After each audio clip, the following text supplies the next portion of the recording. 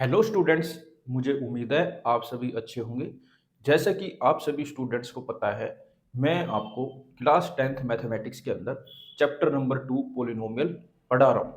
Previous video के अंदर मैंने आपको relationship between A zeros and A coefficient of a polynomial के बारे में बताया था, और इसी टॉपिक से रिलेटेड मैंने आपको एग्जाम्पल नंबर 2 भी काफ़ी डिटेल में पढ़ाया था। मुझे उम्मीद है आपने वो वाली वीडियो नहीं देखी होगी। अगर किसी बच्चे ने वो वीडियो नहीं देखी तो पहले एक बार वो वाली वीडियो देख लेना, फिर ये वाली वीडियो देखना, आपको चीजें ज्यादा अच्छे से समझ आएगी। Relationship between A zeros and coefficient of a polynomial पर ही बेस हमारा एग्जाम्पल नंबर 3 भी है। तो एग्जाम्पल नंबर 3 आपकी स्क्रीन के ऊपर ये रहा। एक बार इस क्वेश्चन को अच्छे से रीड करते हैं। Find A zeros of a polynomial x square minus 3 and verify the relationship between the zeros and the coefficient. तो इस तरह के क्वेश्चन कभी भी एग्जाम में आए तो सबसे पहले हमें क्या करना है, जो हमें क्वाड्रेटिक पॉलिनोमियल दी जाती है उसको हम लेट कर लेते हैं पी एक्स। आप एफ एक्स भी लेट कर सकते हैं, आप जी एक्स भी लेट कर सकते हैं, आप एच एक्स भी लेट कर सकते हैं, आप कुछ भी लेट कर सकते हैं, लेकिन आपको कुछ ना कुछ लेट जरूर करना है। जिस तरीके से मैंने करा, let P X equal to X square minus 3। Next step इसके अंदर हम क्या करते हैं, इसको सोल्व करते हैं। देखते हैं इसको किस तरीके से सोल्व करना है। यहां पर बहुत सारे बच्चों का क्वेश्चन आ रहा होगा कि भैया ये क्वाड्रेटिक पॉलिनोमियल कैसे है। तो मैं आपको बता देता हूं। देखिए बेटा, जो क्वाड्रेटिक पॉलिनोमियल होती है ना, उसकी स्टैंडर्ड फॉर्म होती है a x square plus b x plus में सी। क्वाड्रेटिक पॉलिनोमियल एक ऐसी पॉलिनोमियल होती है जिसमें वेरिएबल की हाईएस्ट पावर 2 होनी चाहिए। इसमें टर्म से मतलब नहीं होता। आप बोलोगे भैया मैंने ना आपकी प्रीवियस वीडियो देखी थी, उसके अंदर आपने बोला था कि क्वाड्रेटिक पॉलिनोमियल के अंदर ना 3 टर्म होती है, एक एक्स स्क्वायर वाली, एक एक्स वाली और एक कांस्टेंट टर्म। बिल्कुल सही बोला था मैंने, लेकिन एक बात का ध्यान रखना। मान लो कहीं पर लिखा है 2x स्क्वायर, तो बेटा ये भी एक क्वाड्रेटिक पॉलिनोमियल है। क्यों है? क्योंकि इसके अंदर वेरिएबल की पावर 2 है। मान लो कहीं लिखा है 2x स्क्वायर प्लस में 3x, ये भी एक क्वाड्रेटिक पॉलिनोमियल है। क्यों है? क्योंकि इसमें वेरिएबल की हाईएस्ट पावर कितनी है? 2। मान लो कहीं पर ये लिखा है 2x स्क्वायर प्लस में 3x प्लस में 5, ये भी एक क्वाड्रेटिक पॉलिनोमियल है। क्यों? क्योंकि इसके अंदर वेरिएबल की हाईएस्ट पावर 2 है। तो क्वाड्रेटिक पॉलिनोमियल के अंदर हम टर्म नहीं गिनते, हम ये देखते हैं वेरिएबल की हाईएस्ट पावर कितनी है। अगर वेरिएबल की हाईएस्ट पावर 2 है तो इसका मतलब वो क्वाड्रेटिक पॉलिनोमियल है। तो हो सकता है ये क्वेश्चन देख के आप चमक जाओ, आपको लगेगा कि ये क्वाड्रेटिक पॉलिनोमियल कैसे है। तो सबसे पहले तो आपको ये पता होना चाहिए कि क्वाड्रेटिक पॉलिनोमियल क्या होती है। अब हम ये देखते हैं इस तरह के क्वेश्चन कैसे सोल्व करते हैं। तो जो भी हमें क्वाड्रेटिक पॉलिनोमियल दी जाती है उसको हम सबसे पहले लेट कर लेते हैं। जैसे कि इस क्वेश्चन के अंदर मैंने लेट कर लिया, let P X equal to X square minus 3। Solve करते हैं। यहां पर मैं आपको कुछ नॉर्मल बातें सिखाना चाहता हूं। देखिए, अगर मान लो कहीं पर लिखा है सिंपल ए, तो आप इस ए को लिख सकते हैं रूट ए इंटू रूट ए, और रूट ए इंटू रूट ए को क्या लिख सकते हैं? रूट ए का स्क्वायर। यहां पर ए का मतलब किसी भी नंबर से हो सकता है, ए कोई भी नंबर हो सकता है। मान लो 2 है, तो 2 को क्या लिख सकता हूं बेटा मैं? Root 2 into root 2। मैं इसको रूट 2 की स्क्वायर भी लिख सकता हूं। तो 2 को मैं डायरेक्ट लिख सकता हूं रूट 2 की स्क्वायर। ऐसे ही 3 है मान लो, तो 3 को क्या लिख सकते हैं? Root 3 into root 3। तो इसको डायरेक्ट क्या लिख सकता हूं मैं? रूट 3 की स्क्वायर। ऐसे ही मान लो 5 है, तो 5 को क्या लिख सकते हैं? Root 5 into root 5 equal to root 5 की स्क्वायर। मुझे उम्मीद है आपको समझ आ गया होगा मैं क्या कहना चाहता हूँ। यही काम हम इस इक्वेशन के अंदर करेंगे। Let P X equal to X square minus 3। X square minus 3, इसको बेटा मैं ऐसे लिख सकता हूं एक्स स्क्वायर माइनस रूट 3 की स्क्वायर। आपने बोला हाँ लिख सकते हो। 3 को क्या लिख सकता हूं बेटा मैं? रूट 3 की स्क्वायर। देखो कैसे? ऐसे, इसलिए मैंने पहले आपको ये समझाया था। अब मैंने बड़ी ध्यान से देखा कि ये तो बन गया ए स्क्वायर माइनस बी स्क्वायर। ए स्क्वायर माइनस बी स्क्वायर का क्या फॉर्मूला होता है बेटा? ए प्लस बी और ए माइनस बी। तो इस वाली इक्वेशन में हमारा ए क्या है बेटा? एक्स। बी क्या है बेटा हमारा? रूट 3। तो मैं इसको लिख सकता हूँ X plus root 3 X minus root 3। तो इसको हमने सोल्व करा तो हमारा आ गया एक्स प्लस रूट 3 और एक्स माइनस रूट 3। अब हम क्या करेंगे? अब हम जीरो से निकालेंगे। जीरो से निकालने के लिए हमें एक लाइन लिखनी पड़ेगी। लिख लेते हैं।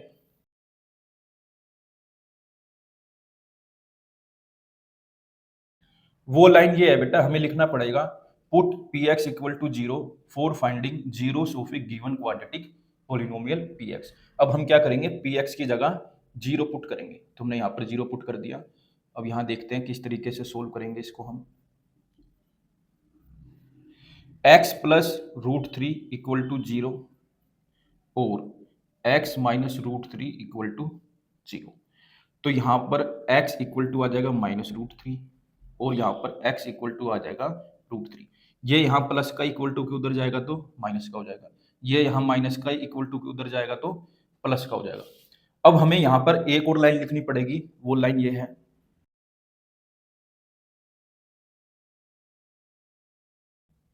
वो लाइन है बेटा minus root three and root three are the zeros of a given quadratic polynomial P x.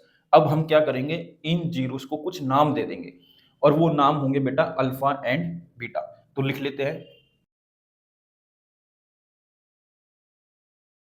तो बेटा यहां पर हमने लिख लिया alpha and beta are the zeros of a quadratic polynomial. ये क्या करा बेटा, हमने लेट कर लिया, हमने लेट कर लिया जो हमें क्वाड्रेटिक पोलिनोमियल दी गई है इसके जो जीरोस है वो क्या है, अल्फा और बीटा। तो यहाँ पर हमने अल्फा की वैल्यू लिख ली माइनस रूट थ्री और यहाँ पर हमने बीटा की वैल्यू लिख ली रूट थ्री। अब आपके मन में क्वेश्चन आ रहा होगा कि भैया आपने अल्फा माइनस रूट थ्री लिया, बीटा रूट थ्री लिया, आपकी मर्जी है बेटा, आप प्लस रूट थ्री को अल्फा ले सकते हो, बीटा को माइनस रूट थ्री ले सकते हो, उससे कोई फर्क नहीं पड़ेगा। यहाँ पर हमारे क्वेश्चन का फर्स्ट हाफ कंप्लीट हो गया है। हमसे फर्स्ट हाफ में यही पूछा गया था कि जीरोस ऑफ ए पोलिनोमियल निकालो, तो हमने जीरोस ऑफ ए पोलिनोमियल निकाल लिए। अब हमारे क्वेश्चन का सेकंड हाफ स्टार्ट होता है। सेकंड हाफ के अंदर बेटा हमने वेरिफिकेशन करनी है। क्या करनी है बेटा, वेरिफिकेशन। तो जब भी एग्जाम में क्वेश्चन आए तो सबसे पहले ये देखना एग्जामिनर ने आपसे पूछा क्या है, सिर्फ जीरोस निकालने के लिए बोला है या वेरिफिकेशन करने के लिए बोला है। अगर वेरिफिकेशन करने के लिए बोला है तभी आपको ये स्टेप करने हैं जो मैं अब आपको करके दिखाऊंगा। सबसे पहले हम लिख लेते हैं हमें कौन सी क्वाड्रेटिक पोलिनोमियल दी गई थी। तो हमने लिख लिया x square minus three.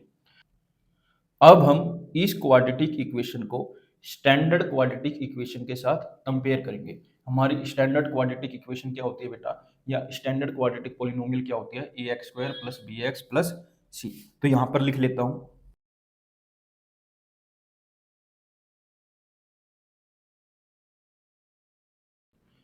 Standard form of a quadratic polynomial होती है a x square plus b x plus c.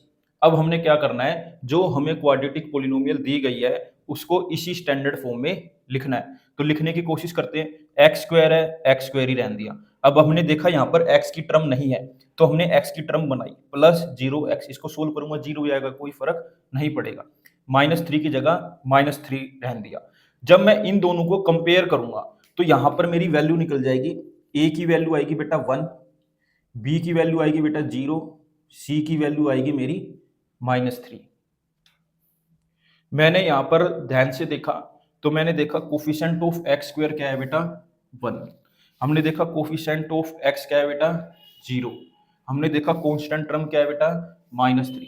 तो कहीं ना कहीं जो ए होता है वो होता है कोफिशिएंट ऑफ एक्स स्क्वायर, तो आप इसको ए भी लिख सकते हैं। जो बी होता है बेटा वो होता है कोफिशिएंट ऑफ एक्स, उसको आप बी भी लिख सकते हैं। जो सी होता है बेटा वो होता है कांस्टेंट टर्म। ठीक है, तो इनके बीच में आपस में कंफ्यूज मत हो जाना। अब असली खेल स्टार्ट होता है वेरिफिकेशन का। देख लेते हैं किस प्रकार करते हैं। तो बेटा सम ऑफ जीरोस होता है अल्फा प्लस बीटा, जो कि बराबर होता है minus coefficient of x upon में कोफिशिएंट ऑफ एक्स स्क्वायर। आप इसको ऐसे भी लिख सकते हैं माइनस बी अपॉन में ए, कोई दिक्कत वाली बात नहीं है बेटा। ये फॉर्मूला होता है, ये क्या होता है, फॉर्मूला होता है। तो इसके अंदर जो sum of zeros alpha plus beta है ये होता है एलएचएस। जो कोफिशिएंट ऑफ एक्स अपॉन में कोफिशिएंट ऑफ एक्स स्क्वायर है बेटा ये होता है आरएचएस। तो सबसे पहले हम एलएचएस को सोल्व करते हैं। एलएचएस है sum of zeros alpha plus beta. अब यहाँ पर जो हम अल्फा और बीटा की वैल्यू लेंगे वो हम यहाँ से लेंगे जो हमने जीरो से निकाले हैं वहां से। तो यहाँ पर हमने जो जीरो से निकाले थे वो निकाले थे माइनस रूट थ्री और रूट थ्री। तो माइनस रूट थ्री को मैंने अल्फा ले लिया था, रूट थ्री को मैंने बीटा ले लिया था। तो अल्फा की जगह अल्फा की वैल्यू रखेंगे, रख दी। बीटा की जगह बीटा की वैल्यू रखेंगे, रख दी। इन ये दोनों आपस में कट गए तो हमारा सम ऑफ जीरो आ गया बेटा जीरो। अब हम क्या करेंगे, आर एच एस सोल्व करेंगे। आरएचएस के अंदर हम कोफिशिएंट ऑफ एक्स अपॉन में कोफिशिएंट ऑफ एक्स स्क्वायर को सोल्व करेंगे। आप कह सकते हैं माइनस बी अपॉन ए को सोल्व करेंगे। अब जो ये हमें कोफिशिएंट ऑफ एक्स और कोफिशिएंट ऑफ एक्स स्क्वायर लेना है, बेटा ये हमें लेना है गिवन क्वाड्रेटिक इक्वेशन से। और हमें गिवन क्वाड्रेटिक इक्वेशन क्या है, एक्स स्क्वायर माइनस थ्री। यहाँ पर मैंने सबके कोफिशिएंट लिख भी लिए। तो यहाँ पर देखो बी की वैल्यू क्या है, जीरो। ए की वैल्यू क्या है, वन। माइनस जीरो अपॉन में वन करूंगा तो क्या आएगा, जीरो। तो यहां पर हमारा L H S is equal to R H S आ गया। मतलब हमने सम ऑफ जीरोस तो वेरीफाई कर दिए।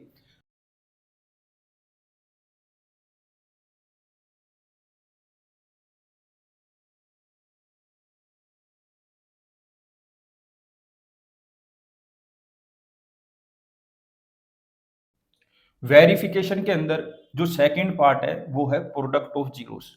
प्रोडक्ट ऑफ जीरोस के अंदर हम क्या करते हैं, अल्फा इंटू बीटा करते हैं, जो कि बराबर होता है कांस्टेंट टर्म अपॉन में कोफिशिएंट ऑफ एक्स स्क्वायर। तो आप इसको सी अपॉन में ए भी लिख सकते हैं। जो product of zeros alpha into beta है उसको आप एल एच एस बोलेंगे। जो कांस्टेंट टर्म अपॉन में कोफिशिएंट ऑफ एक्स स्क्वायर है इसको आप आर एच एस बोलेंगे। तो इन दोनों को हम अलग अलग सोल्व करते हैं। अगर हमारा एल एच एस बराबर आर एच एस आ गया तो हमारी वेरिफिकेशन हो जाएगी। तो प्रोडक्ट ऑफ जीरोस क्या होता है बेटा, अल्फा इंटू बीटा। जो जीरोस हमने निकाले थे अब उनकी वैल्यू पुट कर लेंगे। अल्फा की वैल्यू क्या है बेटा, यहाँ पर माइनस रूट थ्री। तो माइनस रूट थ्री यहाँ पर ऐसे पुट कर लेंगे। अब देखेंगे बीटा की वैल्यू क्या है बेटा, यहाँ पर हमने देखा रूट थ्री। तो रूट थ्री को भी यहाँ पर पुट कर लेंगे। जब माइनस रूट थ्री को रूट थ्री से मल्टीप्लाई करूंगा तो क्या आएगा, माइनस थ्री। अब ये देखो सी क्या है हमारा, हमने देखा सी का मतलब कॉन्स्टेंट टर्म जो कि है माइनस थ्री। ए का मतलब कोफिशिएंट ऑफ एक्स स्क्वायर जो कि कितना है, वन। इन दोनों को सोल्व करा तो मेरा आया माइनस थ्री। तो मैंने देखा मेरा एल एच एस भी minus three, are H S भी माइनस थ्री। तो कहीं ना कहीं एल एच एस बराबर हो गया आर एच एस के। तो हमारी यहाँ पर वेरिफिकेशन होगी। लास्ट में लिख देना हैंस वेरीफाई। मुझे पूरी पूरी उम्मीद है आपको ये क्वेश्चन जरूर समझ आया होगा। अगर कोई डाउट है या समझ नहीं आया तो एक बार इस वीडियो को दोबारा देखना, आपका डाउट क्लियर हो जाएगा। मेरे साथ ऐसे ही जुड़े रहिए, मैं आगे भी आपके लिए ऐसी ही अच्छी अच्छी वीडियो लाता रहूंगा। Thank you for watching. एक बार इसका स्क्रीनशॉट ले लेंगे सभी बच्चे।